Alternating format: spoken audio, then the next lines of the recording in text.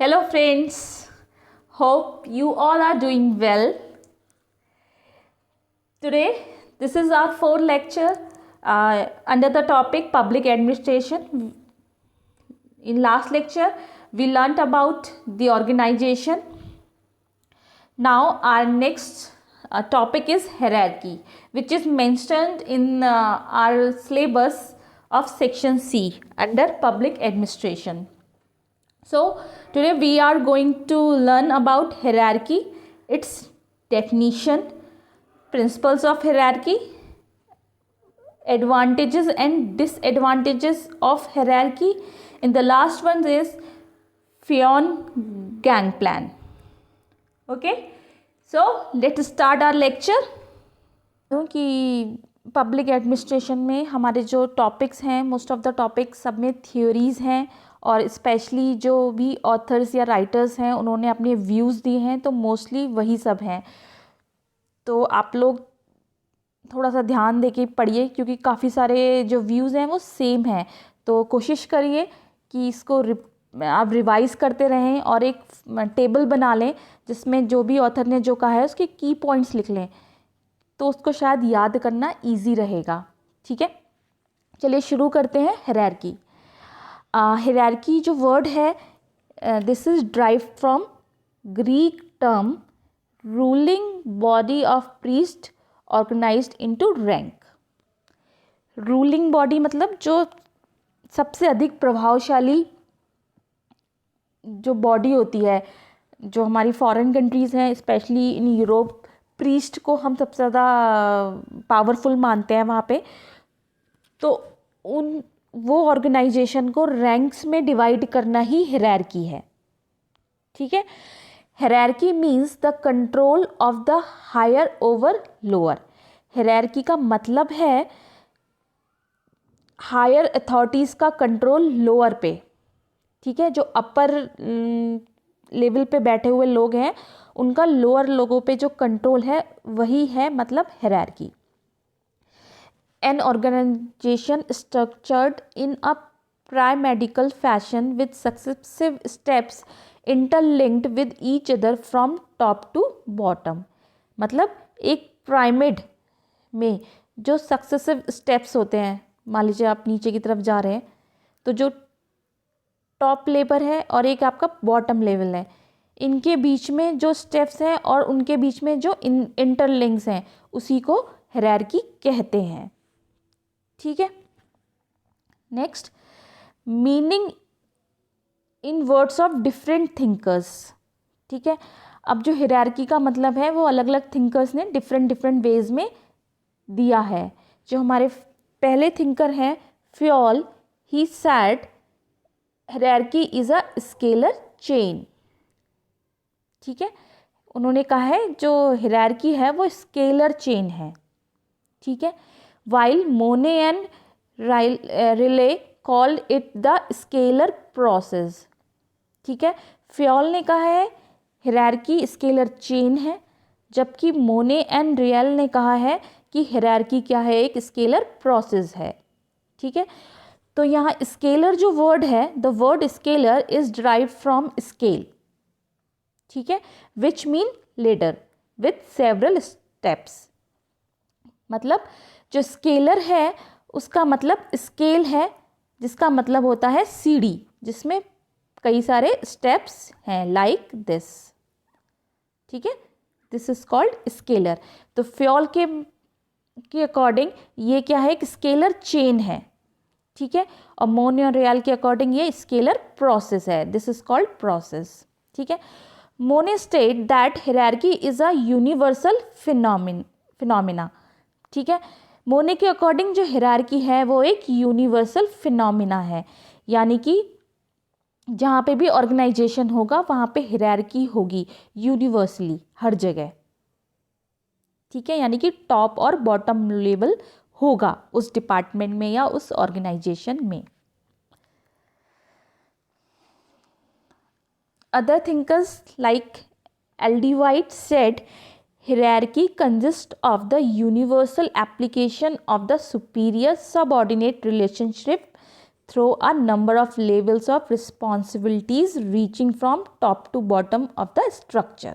ठीक है, अब जो हमने पीछे पढ़ा था वो तो मीनिंग ऑफ हायरार्की था. Now the definition of hierarchy in words of different thinkers. तो यहाँ पे कुछ थिंकर्स हैं like L D. White, Millett, Ian Gladden, Earl Latham, Mark Weber, Robert Presthus. ठीक है, तो ये इन्होंने अपनी अपनी समरी दी है कि उनके अकॉर्डिंग डेफिनीशन क्या है हायरार्की की. मैंने उसकी एक शॉर्ट टेबल बना लिया, समरी बनाई है. ठीक है, जिसमें मैंने की पॉइंट्स लिखे हुए हैं जिनसे हम याद रख सकते हैं कि किसने क्या कहा था. L D. White said the universal application of the superior and subordinate relationship. According to L D. White hierarchy क्या है? ये एक यूनिवर्सल एप्लीकेशन है. किस चीज़ का एप्लीकेशन है?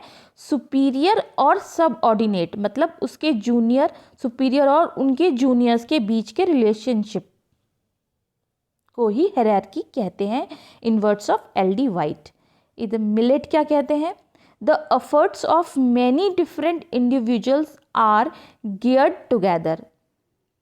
इनके अकॉर्डिंग डिफरेंट इंडिविजुअल्स के जो एफर्ट्स होते हैं अगर उनको हम ऐड कर दें एक साथ तो वो होता है हायरार्की. ठीक है, ई.एन.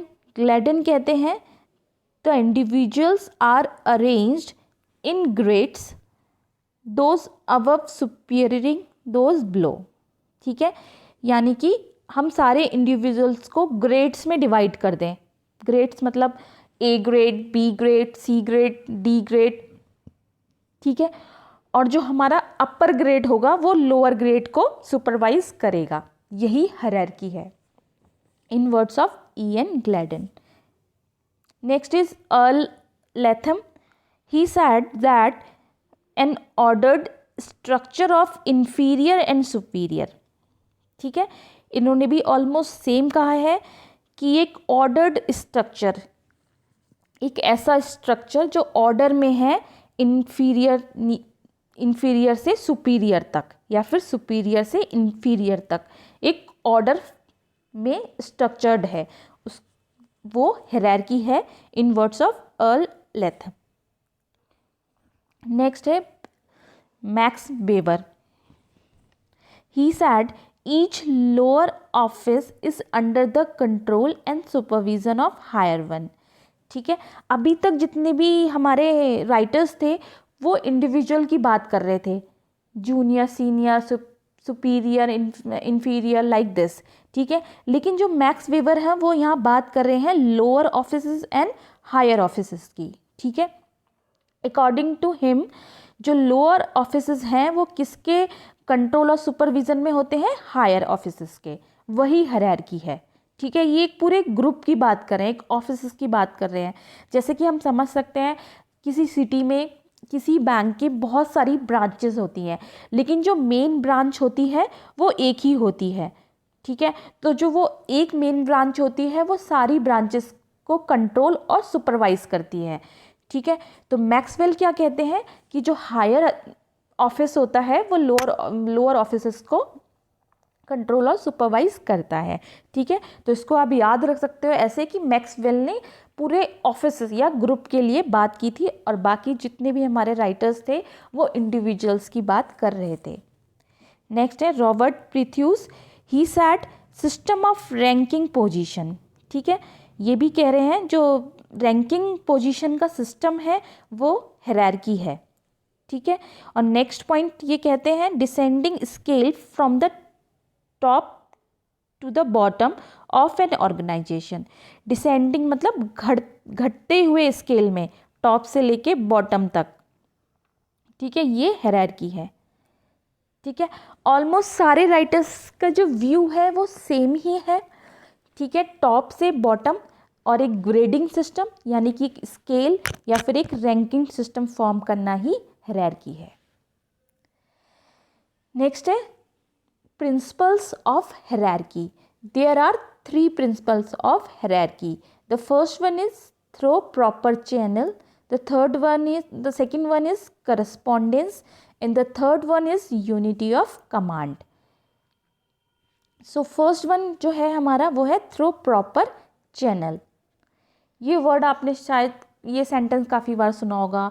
कम विद द, जब भी आप किसी गवर्नमेंट ऑफिस में गए होंगे तो वहाँ पे आया कहा, ऐसा बोलते हैं कि come through a proper channel, मतलब एक प्रॉपर चैनल के थ्रू आप आइए. ठीक है, इस बात का क्या मतलब है? All the commands and communication should pass through a proper channel. जो हायरार्की होती है उसमें जो भी कमांड्स या कम्युनिकेशन होता है वो एक प्रॉपर चैनल के थ्रू होता है. ठीक है, जैसे कि मैंने अभी एग्जांपल दिया था किसी बैंक का. जो बैंक है उसका एक हेड ऑफिस होता है, वो किसी एक सिटी में होगा. ठीक है, मान लीजिए मुंबई में है SBI का हेड ऑफिस. ठीक है, और हर सिटी में उसका मेन ब्रांच होती है. तो जो हेड ऑफिस है वो पहले मेन ब्रांच से कम्युनिकेट करेगा, और जो मेन ब्रांच है वो बाकी जो उसके नियर बाय ब्रांचेस हैं उनसे कम्युनिकेट करेगी और उसको कमांड देगी. ठीक है, तो ये एक प्रॉपर चैनल हुआ. इसमें ऐसा नहीं हो सकता कि जो ब्रांच है, आपकी लोकल ब्रांचेस हैं, वो डायरेक्टली मेन हेड ऑफिस से कम्युनिकेट कर लें या फिर वहाँ से कमांड ले लें. ऐसा नहीं होगा. ये एक प्रॉपर चैनल के थ्रू ही प्रोसेस होंगी सारी चीज़ें. ठीक है, तो जो हायरार्की का प्रिंसिपल है, principle number 1, that is through proper channel. The second one is no intermediate level can be skipped in the transacting business. ठीक है, कोई भी इंटरमीडिएट लेवल स्किप नहीं होना चाहिए. जैसे कि मैंने बताया कि ब्रांच जो है वो डायरेक्ट हेड ऑफिस से बात नहीं कर सकती, उसको अपनी मेन ब्रांच के थ्रू ही हेड ऑफिस से कम्युनिकेट करने की परमिशन है. कोई भी जो इंटरमीडिएट लेवल है वो स्किप नहीं होना चाहिए. Next is correspondence. Next principle है करस्पॉन्डेंस. करस्पॉन्डेंस का मतलब है authority and responsibility should be co-equal and co-extensive at all levels. मतलब हर लेवल पे जो भी अथॉरिटी है और रिस्पॉन्सिबिलिटी है वो इक्वल होनी चाहिए. ठीक है, एक दूसरे के पूरक होनी चाहिए. ये तो नहीं कि जो आपका टॉप लेवल है उसकी रिस्पॉन्सिबिलिटी तो बहुत ज़्यादा होगी और अथॉरिटी नहीं है उसके पास. ऐसा नहीं होना चाहिए. उसके पास अगर अथॉरिटी है तो रिस्पॉन्सिबिलिटी भी उतनी ही होनी चाहिए. ठीक है, और ऐसा हर लेवल पे होना चाहिए. जितना उसके पास अथॉरिटी है उतनी ही रिस्पॉन्सिबिलिटी है. ठीक है, ये दोनों इक्वल होने चाहिए. इसका मतलब है it is believe that authority without responsibility is dangerous. इस बात का मतलब ये हुआ, आपके पास अथॉरिटी है, पावर है, लेकिन कोई भी जिम्मेदारी नहीं है तो वो खतरनाक है. अब कोई जिम्मेदारी नहीं होगी तो आप तो किसी को भी फायर कर दोगे, किसी को भी कुछ बोल दोगे या किसी को भी ओवरलोडेड कर दोगे, बहुत सारा काम दे दोगे. तो ये गलत है. ठीक है, जो अथॉरिटी होनी चाहिए वो विद रिस्पॉन्सिबिलिटी होनी चाहिए. And the next line is responsibility without authority is meaningless. और ऐसा भी नहीं होना चाहिए कि आपके पास रिस्पॉन्सिबिलिटीज़ तो बहुत सारी हैं, अथॉरिटी कुछ भी नहीं है, पावर कुछ भी नहीं है. तो ये तो फिर मीनिंगलेस हो गया. आपके पास काम तो बहुत सारा है करने को, लेकिन आप उस काम को, आपके पास ये अथॉरिटी नहीं है कि उस काम को आप करवा सको लोगों से. तो ये नहीं होना चाहिए. ठीक है, तो ये जो प्रिंसिपल है ये कहता है अथॉरिटी और रिस्पॉन्सिबिलिटी हर पोस्ट पे, हर लेवल पे इक्वल होनी चाहिए. नेक्स्ट है principle of unity of command. इसका मतलब है a subordinate should receive orders from one superior only. ठीक है, यानी कि जो भी नीचे लेवल पे है उसको जो ऑर्डर मिल रहा है वो केवल एक ही सुपीरियर से मिलना चाहिए. ये नहीं कि उसके बहुत सारे बॉसेस हैं और हर कोई अपना अपना ऑर्डर दे रहा है. ये नहीं होना चाहिए. एक प्रॉपर हायरार्की के लिए जो थर्ड प्रिंसिपल है वो क्या है कि हर लोअर, जूनियर या फिर सबऑर्डिनेट को जो ऑर्डर मिलने चाहिए वो एक ही सुपीरियर से मिलने चाहिए. ठीक है, ये यूनिटी ऑफ कमांड अभी हम आगे लेक्चर्स में पढ़ेंगे इलाबोरेटेड फॉर्म में. ठीक है,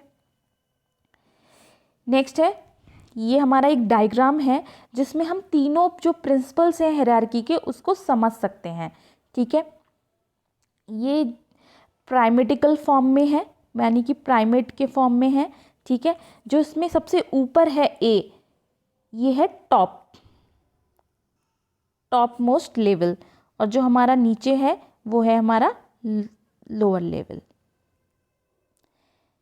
ठीक है, तो पहला जो हमारा प्रिंसिपल था वो क्या था? पहला प्रिंसिपल था हमारा थ्रो प्रॉपर चैनल।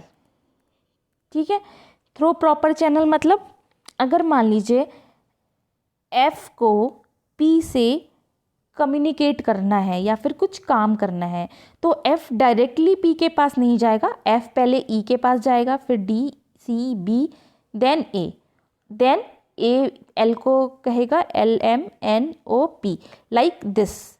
इस फॉर्म में होना चाहिए एक प्रॉपर चैनल के थ्रू। ठीक है, ऐसे ही जो हमारा सेकंड था that is principle of correspondence. उसके अकॉर्डिंग अथॉरिटी और रिस्पॉन्सिबिलिटी सेम होनी चाहिए। मतलब जो टॉप लेवल है उसके पास अथॉरिटी और या फिर पावर ज़्यादा है तो उसकी रिस्पॉन्सिबिलिटी भी सबसे ज़्यादा होनी चाहिए। मतलब अगर कोई भी काम गलत होता है या ख़राब होता है या फिर प्रॉपर नहीं होता तो उसकी रिस्पॉन्सिबिलिटी भी एक ही होगी। ठीक है, क्योंकि ए के पास अथॉरिटी सबसे ज़्यादा है। ऐसे ही जो बी है उसकी अथॉरिटी और रिस्पॉन्सिबिलिटी ए से तो कम होगी बट बी सी से ज़्यादा होगी क्योंकि वो सी से अपर लेवल पे है। तो ये है हमारा प्रिंसिपल ऑफ करस्पॉन्डेंस। और लास्ट है आपका principal of unity of command. इसका मतलब है जो भी हमारा सबऑर्डिनेट है, मतलब ए का सबऑर्डिनेट क्या है? बी और एल। ठीक है, और सी का सबऑर्डिनेट कौन है? बी, और एम का है एल। ठीक है, तो जो सबऑर्डिनेट है यानी कि जो जूनियर है उसके ऊपर सिर्फ एक ही अथॉरिटी होनी चाहिए ऑर्डर देने के लिए। मतलब बी जो है सिर्फ ए से ही ऑर्डर लेगा, किसी और से नहीं लेगा। ऐसे ही जो सी है वो बी से ऑर्डर लेगा, सी डी को ऑर्डर देगा, डी ई को ऑर्डर देगा, और ई एफ को देगा, एफ जी को देगा। ठीक है, ऐसा नहीं हो सकता कि जी एफ को दे रहा है या ई एफ को दे रहा है, डी बी एफ को दे रहा है, सी बी एफ को दे रहा है। ये नहीं हो सकता। एक सबऑर्डिनेट के ऊपर एक ही बॉस रहेगा, एक ही ऑर्डर देने वाली अथॉरिटी होगी। ये है आपका यूनिटी ऑफ कमांड। ठीक है, जो तीनों प्रिंसिपल हमने इस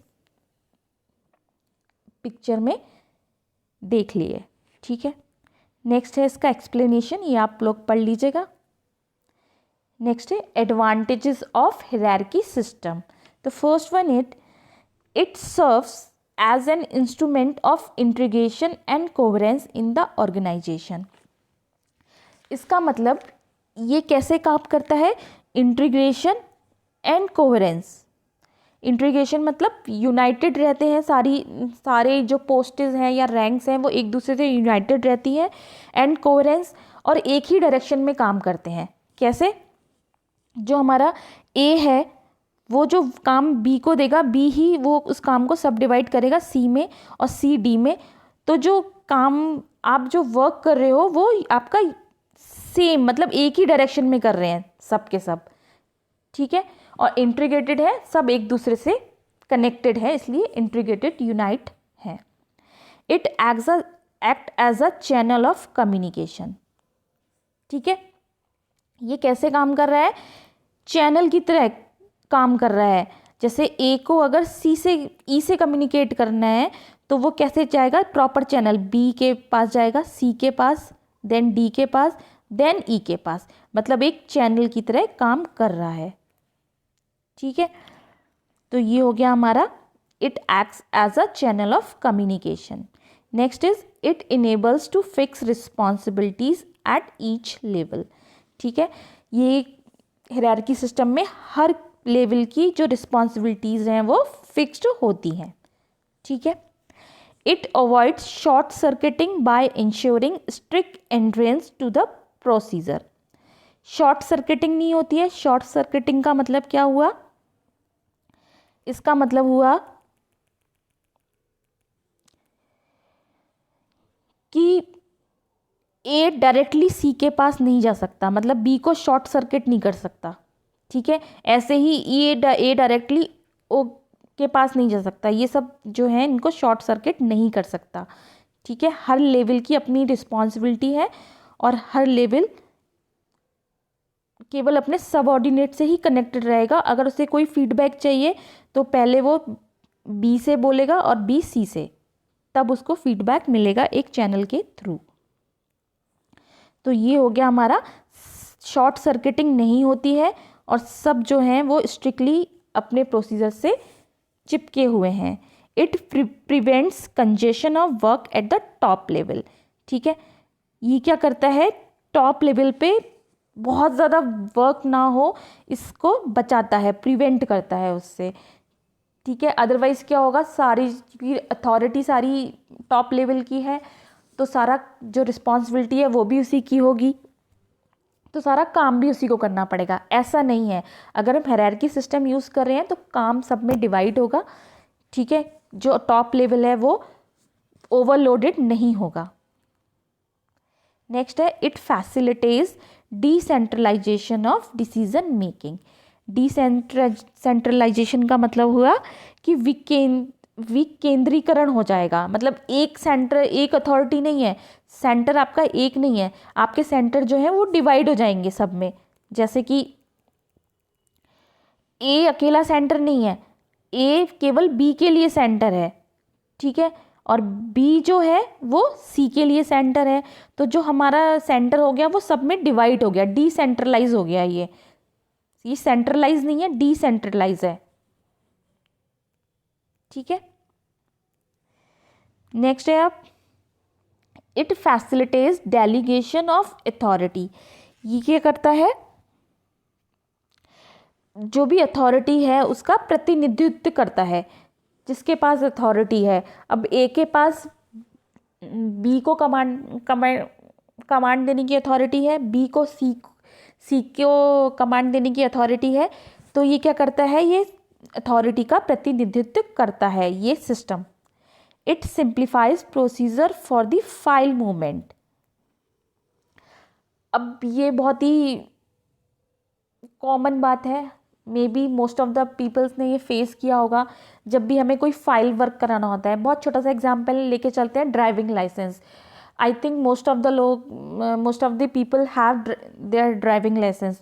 तो उसमें क्या होता है, आप सबसे नीचे लेवल पे जाओगे, अपना वेरिफिकेशन कराओगे, फिर जो आपकी फ़ाइल है वो आप क्लर्क लेवल पे जाएगी, फिर वो उसे चेक करेंगे कि इसमें कोई मिस्टेक तो नहीं है, क्या है आपका पास्ट हिस्ट्री या आपका सब कुछ है, उसको वेरीफाई करेंगे। फिर वो अपर लेवल पे जाएगी, जिसे हम कहते हैं बाबू या उनसे ऊपर, फिर उससे ऊपर जाएगी, फिर फाइनली वो आरटीओ के पास जाती है।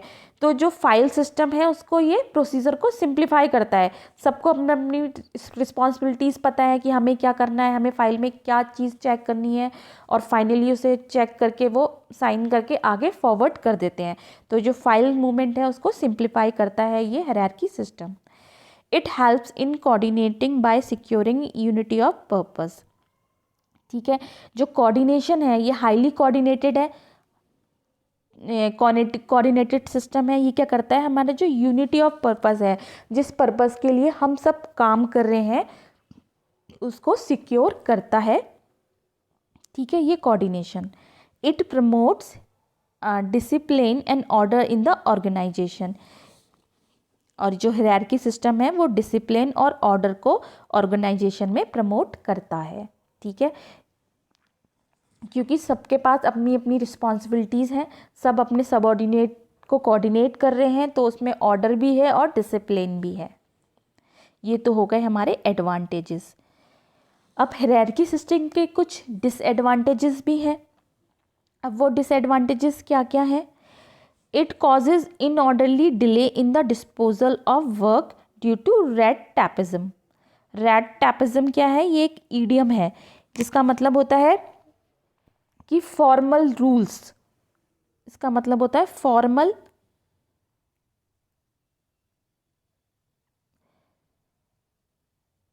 रूल्स। अब जो बहुत ज़्यादा फॉर्मेलिटीज़ हैं, जिसको भी काम करना है, अपन जैसे मान लीजिए जी के पास कोई फाइल आई, उसको ए तक जाने में F E D E B then A के पास आएगा, तो ये क्योंकि फॉर्मेलिटी हो गई, सबके पास जाना ही है उसको, तो इसकी वजह से क्या होता है, अननेसेसरी डिले होता है काम में, टाइम बहुत कंज्यूम हो जाता है ऐसी चीज़ों में।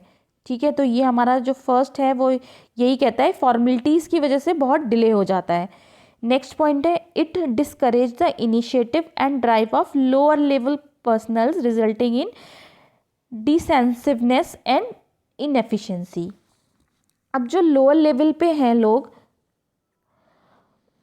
उनके इनिशिएटिव्स जो होते हैं उनको डिस्करेज करता है। जो अपर लेवल है वो कई बार इग्नोर कर देता है उनके इनिशिएटिव्स को, या फिर उनके हार्ड वर्क को नहीं प्रमोट करते, जिसकी वजह से क्या होता है, जिसकी वजह से इनएफिशिएंसी होती है काम में, या फिर हिचकिचाहट होती है काम में। कई बार जो लोअर लेवल पे हैं वो उतना ओपनली अपने इनिशिएटिव्स को नहीं बता पाते, या फिर अपने काम को बहुत अच्छे से नहीं कर पाते due to the pressure from the upper level. ठीक है, it is not conductive for the growth of dynamic human relations among members of the organization as it brings too much rigidity in the administration। ठीक है, इसका मतलब है जो dynamic human relations होते हैं among the members वो built up नहीं हो पाते, क्योंकि क्या है, जो टॉप लेवल है वो कभी भी मिक्सअप नहीं हो पाता लोअर लेवल से। ठीक है, तो उनके बीच के रिलेशंस कभी भी अच्छे नहीं होते, हमेशा एक माइंड में रहता है कि I am senior, I have more authority than this person. तो इस वजह से जो ह्यूमन रिलेशंस हैं वो सफ़र करते हैं। It makes the organization tall, consequently the personnel at the top level lose touch with the personnel at the lower level. Hierarchy system की वजह से जो ऑर्गेनाइजेशन है वो एक ओवर एक्सटेंडेड फॉर्म ले लेता है, जिसकी वजह से जो टॉप मैनेजमेंट है वो कभी भी जो लोअर मैनेजमेंट है या फिर लोअर पोस्ट पे जो लोग हैं उनसे कनेक्ट नहीं हो पाता, डायरेक्टली कनेक्ट नहीं होता, तो उनकी प्रॉब्लम्स को कभी भी वो समझ नहीं पाते हैं। ठीक है, क्योंकि उनके बीच में मीडिएटर्स होते हैं, वो उनको जो बताते हैं वही वो समझ पाते हैं। तो ये एक डिसएडवांटेज है हायरार्की सिस्टम का। लास्ट जो डिसएडवांटेज है वो है, it creates superior subordinate relationship due to difference of various level. ठीक है, ये क्या करता है, सुपीरियर और जो सबऑर्डिनेट है उनके बीच में डिफरेंस क्रिएट कर देता है वेरियस लेवल पे। और वो डिफरेंसेस कौन कौन से हैं, distribution of authority and privileges. जैसे कि जो टॉप मोस्ट होगा उसकी अथॉरिटी बहुत ज़्यादा होगी, यानी कि उसके पास पावर बहुत ज़्यादा होगी, और उसके प्रिविलेजेस बहुत ज़्यादा होंगे, मतलब उसको जो फैसिलिटीज़ मिलेगी, उसको घर मिलेगा, गाड़ी वगैरह, जो भी फैसिलिटीज़ उस ऑर्गेनाइजेशन ने डिसाइड किया टॉप लेवल के लिए, वो सारे प्रिविलेजेस और अथॉरिटी उसको मिलेगी। ठीक है, जबकि लोअर लेवल पे ऐसा नहीं होगा, लोअर लेवल पे अथॉरिटी भी नहीं होगी और उनके पास प्रिविलेज भी नहीं होगी, उन्हें कुछ एक्स्ट्रा फैसिलिटीज़ भी नहीं मिलेंगी। ठीक है, नेचर ऑफ रिस्पॉन्सिबिलिटीज़। अब ये क्या है, काम तो सब में डिवाइड कर दिया और काम हम एक ही डायरेक्शन में कर रहे हैं, यूनिटी ऑफ वर्क है, लेकिन क्या है, जो रिस्पॉन्सिबिलिटी है वो सबसे ज़्यादा टॉप लेवल की है। अगर कोई भी चीज़ गलत हो जाती है तो जो ऑर्गेनाइजेशन जिसका ब्लेम डालेगी वो केवल टॉप मैनेजमेंट पे डालेगी, टॉप लेवल पे डालेगी, वो बॉटम पे जाके नहीं बोलेगी किसी को कि तुम्हारी वजह से गलत हुआ। तो ये एक डिसएडवांटेज है कि हमेशा जो रिस्पॉन्सिबल होता है वो टॉप मैनेजमेंट ही होता है हर प्रॉब्लम के लिए। ठीक है, नेक्स्ट है पे स्केल। ऑब्वियसली जो टॉप लेवल पे होगा उसकी पे सैलरी बहुत ज़्यादा होगी in compare to lower level, तो ये एक बीच में गैप होता है उनके सुपीरियर और सबऑर्डिनेट के बीच में। ठीक है, और the last one is qualification and the qualities of the staff. ठीक है, जो ऑब्वियसली जो टॉप लेवल पे होगा उनकी क्वालिफिकेशन और क्वालिटीज़ बहुत अच्छी होंगी with compare to lower level. ठीक है, तो ये कुछ ऐसे पॉइंट्स हैं जो टॉप लेवल और लोअर लेवल के बीच में डिफरेंस क्रिएट करते हैं, या फिर सुपीरियर और उनके सबऑर्डिनेट्स के बीच में डिफरेंस क्रिएट करते हैं। ये एक डिसएडवांटेज है हायरार्की सिस्टम का। नेक्स्ट, अब जो हमारा इससे पहले जो प्राइमेट था, इसमें भी कुछ प्रॉब्लम थी क्योंकि इसमें डिले बहुत था। अगर मान लीजिए क्यू को जी से कम्युनिकेट करना है तो वो डायरेक्टली नहीं कर पाएगा, उसको पूरी एक चेन के थ्रू जाना पड़ेगा जिसमें टाइम बहुत ज़्यादा कंज्यूम हो रहा था। इसलिए हमारे जो ऑथर हैं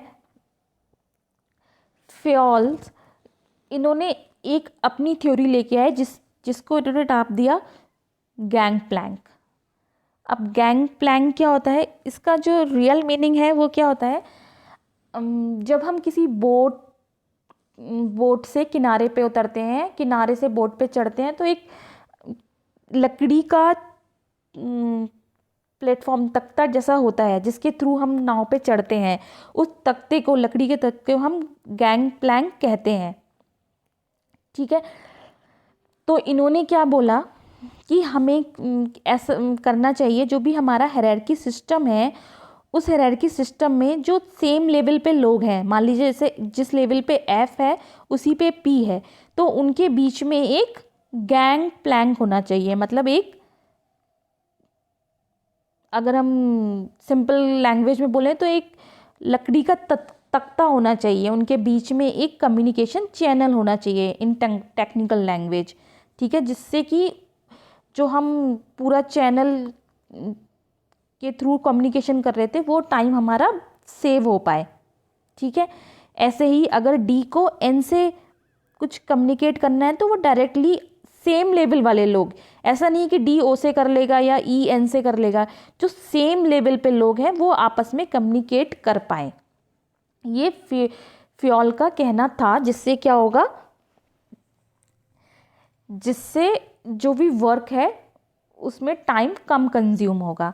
लेकिन इन्होंने एक कंडीशन बताई, ये लोग तभी आपस में कम्युनिकेट कर सकते हैं जब इनके सुपीरियर, यानी कि डी का सुपीरियर सी है और एन का सुपीरियर एन है, एम है, तो ये अगर परमिशन दें तब ये एक दूसरे से कम्युनिकेशन कर पाएँ या फिर गैंग प्लैंक कर पाएँ। ये बोला था फ्योल्स ने। ठीक है, ये इस एग्जाम्पल का एक्सप्लेनेशन है, इसको पढ़ लीजिएगा। नेक्स्ट, अब हायरार्की के बारे में क्या क्या व्यू हैं डिफरेंट थिंकर्स के। तो सबसे पहले है हमारे फ्योल, ये कहते हैं it is an error to depart needlessly from the line of authority. इन्होंने जो अपना कॉन्सेप्ट दिया गैंग प्लान का, इनके अकॉर्डिंग ये एरर तो है, ये मानते हैं ये गलत है डायरेक्टली ऐसे कम्युनिकेट करना एक प्रॉपर चैनल के थ्रू, क्योंकि जो प्रिंसिपल है वो यही कहता है कि प्रॉपर चैनल के थ्रू आना चाहिए। ये बोलते हैं कि ये गलत है, ये चीज़ गलत है डायरेक्टली ऐसे कम्युनिकेट करना। लेकिन अगर आप ऐसा नहीं करते हो तो क्या है, आपका बिजनेस सफ़र करेगा। तो बिजनेस को अच्छे से चलाने के लिए ये होना ज़रूरी है। वो मानते हैं it is a error but it is necessary when it's come to the business. ठीक है, नेक्स्ट है आपके लैंडल उर्विक, वो कहते हैं every organisation must have its scalar chain just as every house must have its drain. ठीक है, ये कहते हैं कि हर ऑर्गेनाइजेशन में स्केलर चेन होनी चाहिए, मतलब हायरार्की होनी चाहिए। जैसे कि हर घर में ड्रेन होता है, ड्रेन मतलब जो पानी को निकालने के लिए घरों से नालियाँ बनी होती हैं, जैसे कि हर घर में ड्रेनिंग सिस्टम होता है, वैसे ही हर ऑर्गेनाइजेशन में हायरार्की होना ही चाहिए। But it is unnecessary to use this channel frequently as the sole mean of communication, as it is unnecessary to pass one's time in the drain. ठीक है, तो इनका भी सेम ये फ्योल से की तरह ही व्यू है कि ये होना तो चाहिए, स्केलर सिस्टम होना तो चाहिए, पर क्या होना चाहिए, अगर फ्रीक्वेंटली बहुत ज़्यादा यूज़ हो रहा है तो हर बार एक प्रोसेस के थ्रू नहीं होना चाहिए। आप डायरेक्टली कम्युनिकेट कर लीजिए टाइम को बचाने के लिए। हर बार आप टाइम वेस्ट कर रहे हो, उस प्रॉपर चैनल के थ्रू जा रहे हो, तो ये नहीं होना चाहिए। ये ज़रूरी तो है लेकिन ऐसा अगर फ्रीक्वेंटली आपको ज़रूरत पड़ रही है तो ऐसा नहीं होना चाहिए। ठीक है, जब आपको फ्रीक्वेंटली ज़रूरत पड़ रही है तब। नेक्स्ट है Chris आर्गियस have suggested the matrix organization is free from the rigid superior subordinate relationship।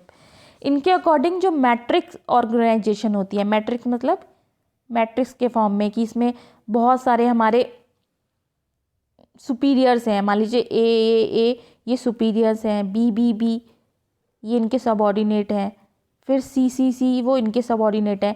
अगर हम मैट्रिक्स के फॉर्म में काम करें तो हमारे जो ये ऑर्गेनाइजेशन है वो सुपीरियर और सबऑर्डिनेट रिलेशनशिप से फ्री हो जाएगा। मतलब अब एक इंसान टॉप लेवल पे नहीं है, बहुत सारे लोग हैं, मैट्रिक्स के फॉर्म में है, तो कौन किसका सुपीरियर है, कौन किसका सबऑर्डिनेट है, ये चेंज होते रहना चाहिए। मैट्रिक्स की तरह होना चाहिए, स्क्वायर में होना चाहिए, ठीक है, एक पिरामिड के शेप में नहीं होना चाहिए, ये बोला इन्होंने। अब जो जॉन प्रिफनर है and Robert Presthus have studied the impact of computers information technology on the hierarchical pyramid of an organization। ठीक है, जॉन प्रिफनर और रॉबर्ट प्रिथस ने ये बोला कि कंप्यूटर या फिर इंफॉर्मेशन टेक्नोलॉजी का भी यूज़ करना चाहिए हमें हायरार्की पिरामिड में। ठीक है, तो ये हो गए हमारे राइटर्स के व्यू। तो आज का लेक्चर यहीं कंप्लीट होता है, हमारा टॉपिक जो हायरार्की है वो कंप्लीट हो गया। नेक्स्ट हम पढ़ेंगे unity of command in our next lecture. अब मैंने आज बोला था कि मैं कुछ MCQs कराऊंगी, ठीक है, तो इसके बाद मैं एक MCQs का अलग से वीडियो डाल रही हूँ, क्योंकि कई बार लेक्चर के बाद एकदम से क्वेश्चंस करना थोड़ा प्रॉब्लम क्रिएट करता है, ठीक है, तो हम अच्छे से कंसंट्रेट नहीं कर पाते, इसीलिए मैं एक नेक्स्ट वीडियो डालूंगी जस्ट इसके बाद MCQs का, जो कि अभी तक हमने जितना भी पढ़ा है पब्लिक एडमिनिस्ट्रेशन में, डेफिनीशन ऑफ पब्लिक एडमिनिस्ट्रेशन से हायरार्की सिस्टम तक, उसमें सारे क्वेश्चंस होंगे, तो आप प्लीज़ उसको ज़रूर देख लीजिएगा, ठीक है, और कोई भी प्रॉब्लम हो तो आप बताइएगा in comment section. So take care, bye bye, happy learning.